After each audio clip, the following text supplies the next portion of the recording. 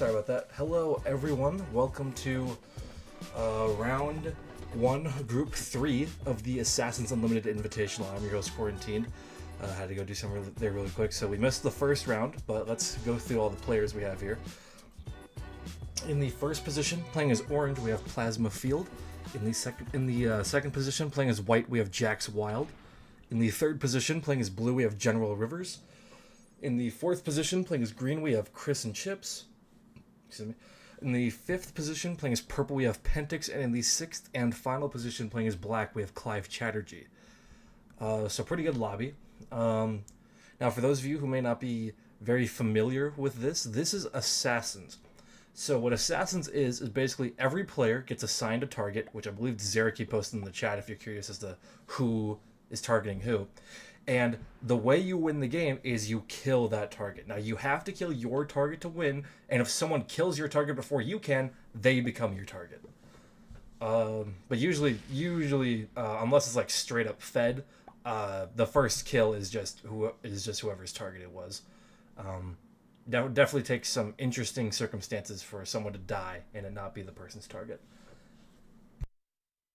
In most cases. Anyway. But yeah, that's basically the gist. So this is a 3-game series. This is a winner advances tournament. So every group plays 3 games, and those 3 winners move on to the next round. Everyone else in the group is eliminated. And for this first game, we're on Classic Frozen. It should just be progressive world domination. 60-second turn timer, I believe alliances are on. I think they're going to be on all 3 games. That's pretty typical of Assassins. Other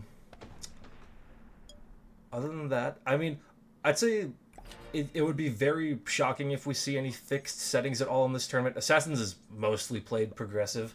It's kind of hard to make fixed Assassins work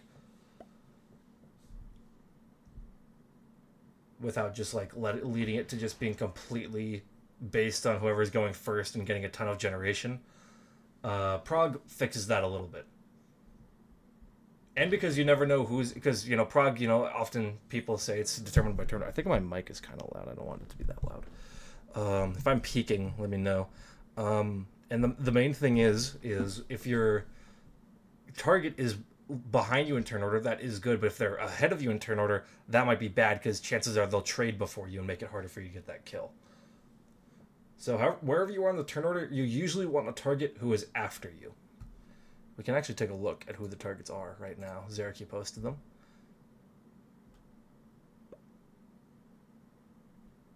You can make Troy fixed. I don't know. Hello, Q. I need a number between 1 and 5. It's feeling like a real 4 day. Go with what Sam said. I'm feeling 4. Anyway, for those wondering, so targets. Plasma's target, first position. His target is His target is Chris and Chips, so green for the 4th player. Then second position, Jax. His target is Plasma, so the person right ahead of him. Not great, but could be worse. Rivers in the 3rd position. Their target is Clive, who's in the 6th position. That's actually kind of good. Acting early and having someone who's after you. But he's also going to be getting the biggest trades, and you don't really want your target to be the biggest person on the board usually. Then as for Chris in the 4th position, their target is Pentix right after them. That's good. That's basically just a Prague World Dom game for Chris then. Or what he would be wanting to do in a Prague game. And then the 5th position, Pentix, his target is General Rivers in the 3rd position. And then the final position, Clive, his target is Jax in the 2nd position. Ooh, and Pentix? Oh, no, I forgot it's not normal Classic. There's a connection there. So Classic Frozen is interesting, mainly for the fact that it has to be played with Blizzards. So those are always going to mix up the board somehow, some way. These Blizzards aren't terrible. It makes Japan a very genuine kill guard position between 2 people instead of 3. Unfortunately, one of the people with access to that kill guard is wanting to kill the person in the kill guard. The other Blizzards, Southern Europe doesn't do a ton. Kind of just chokes. Kind of makes it just harder to enter Europe slightly, not much. And then Greenland is interesting. That completely cuts off travel between North America and Europe, other than going through the Western United States. But that's a big point. You know, that's a point that connect. Like Greenland is one of the most like connective territories on this board in terms of like entryways between continents. You know, connects to Europe, connects to Asia. I don't know. That's probably the most interesting blizzard here. All in all, not terrible. Not terrible. It could have been way worse in terms of blizzards. We could have seen some real choke points. And I'm kind of wondering if any other groups have.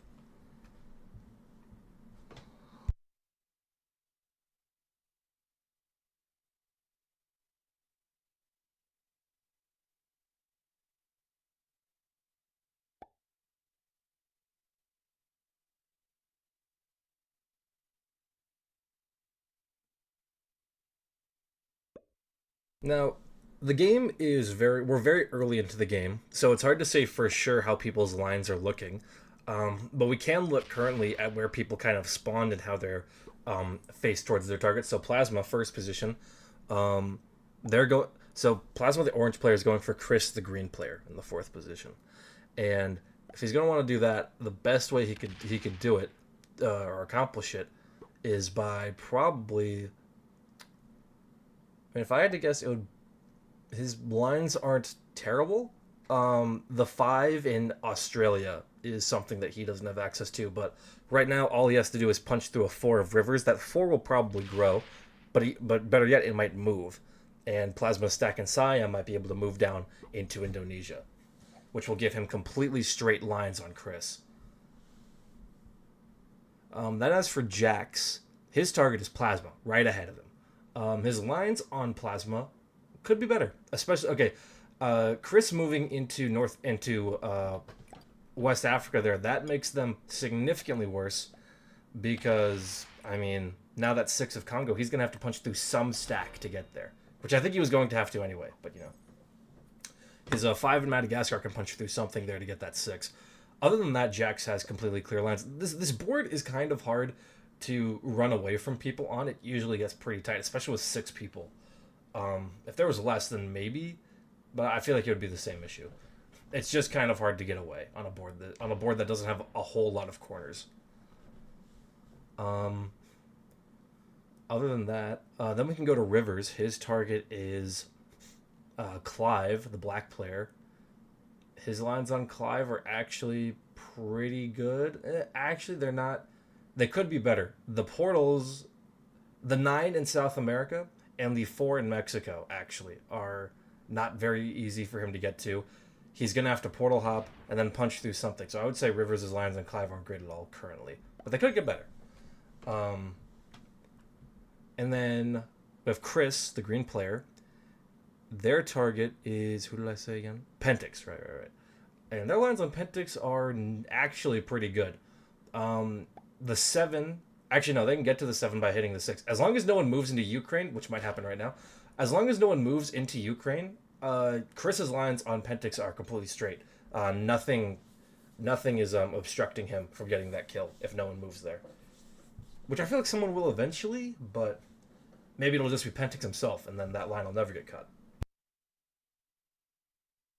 So Chris's lines are good. As for Pentix, his lines on Rivers are not terrible. Could be better. Actually, never mind. They're pretty bad because the five is trapped. The four is trapped. Actually, no, the four isn't trapped, and not anymore. Now he has access to that four. The five in Indonesia is hittable. It's his seven's just not positioned to hit it. But I'd say it's the five and the four in Kamchatka. Those two positions probably not going to be great for Pentix to maneuver into. And then you have Clive, who is going for Jax, the white player, and his lines on Jax are all right. They're not terrible. He can get to the seven in China. He has the eight in South America and Brazil easily. He has the seven in what is that, like Manitoba or something, Quebec, Ontario, in Ontario. Yeah, actually, Clive's lines aren't bad, but again, acting in further back in the turn order, it might ruin your chances of getting a kill if someone else just goes for you, which could always happen. Did I miss something? Something happened. I saw the shocked emoji. I don't think so. I think he just took a card. And he... I don't...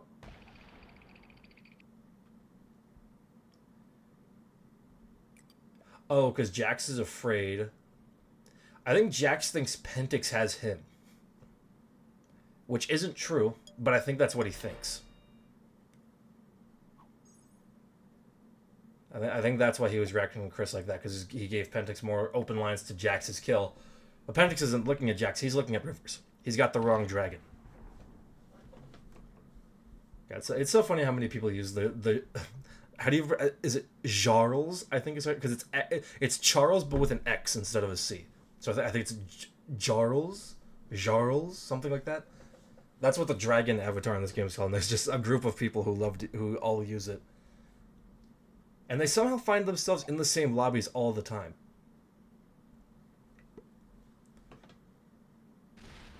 I don't know, I like looking at people. I like the colors they prefer to use and the avatars they use. I think I can count on one hand the amount of people I know who use the avatar that Plasma uses. The vampire chick. Him and Leona are the only two that I can name off the top of my head.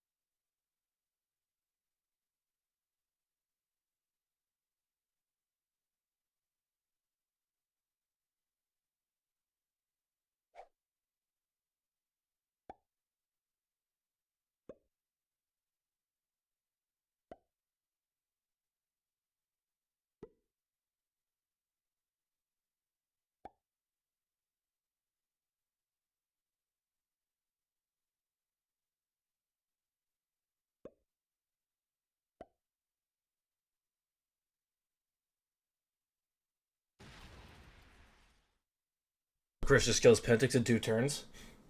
It's kind of looking that way. He by far has the best lines on his kill out of anyone in this lobby. Other than maybe Clive, but Clive's not even gonna get the chance.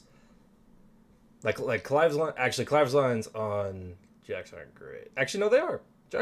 Clive's lines on Jax are fine after Chris combined there. He can just use the 7 in Middle East to get the 12 in China and the 5 in Madagascar. But again, I don't think he's gonna get the chance. To be honest, like if Chris has a trade on 3 here, I think he might have the kill. To be honest. In fact, I'm quite confident of that.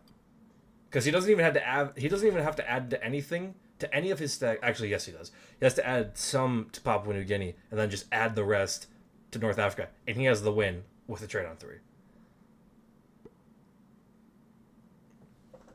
I like Plasma. Oh, what's up, Tombstone? I like Plasma's line. Let's see. I forgot who's. I keep forgetting targets. Oh yeah, Plasma has Chris. Yeah, you're right. Plasma's lines are actually pretty, because Rivers moved to Western Australia. I didn't notice that. That gives Plasma completely straight lines on Chris if he has it. Maybe Jax goes with a set on 3. I mean, if Jax thinks he's in danger, which the thing is, Jax previously thought that Pentix was going for him, which Pentix, that is not his target. Okay, Plasma's going for it, I think. Or he's just lip. This is so low odds. Wait, how many does he have left? 16? That's a 15 on 12 at best. Ooh, that is so low odds. Oh my god. Does he have it? This is realistic. He got it. GG's to Plasma Field. He wins game 1 and he moves on to the quarterfinals.